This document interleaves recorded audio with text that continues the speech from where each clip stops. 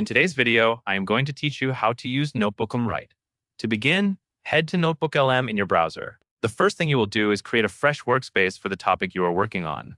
Look for the option labeled plus create new and click it. This creates a new notebook where all of your sources, notes, and chat responses will stay organized in one place. Starting with a clean notebook helps you avoid mixing information from different projects. Next, you will add the material you want Notebooklm to use. Click Upload. From here, you can bring in PDFs, paste in URLs, or connect files from Google Drive. The key idea is that Notebooklm works best when you give it strong, relevant sources. If you are uploading PDFs, make sure they are readable and not blurry scans, because clearer text usually leads to better results. If you are using links, choose pages that contain the actual information you need, not just a home page or a general navigation page. Once your sources are uploaded, take a moment to look to the right side bar.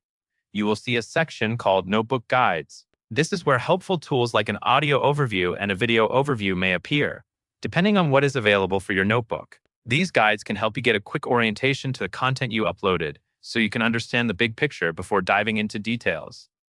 Now you are ready to ask questions. Go to the chat box at the bottom of the screen and type a specific question. Specific questions get more useful answers, especially when they clearly point to what you want extracted from your sources. Focus on one question at a time, so the response stays focused and easy to verify.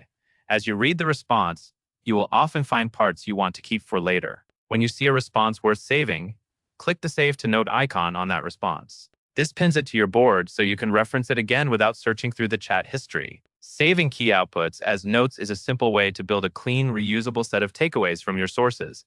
That covers everything you need to know. And that is all there is to it.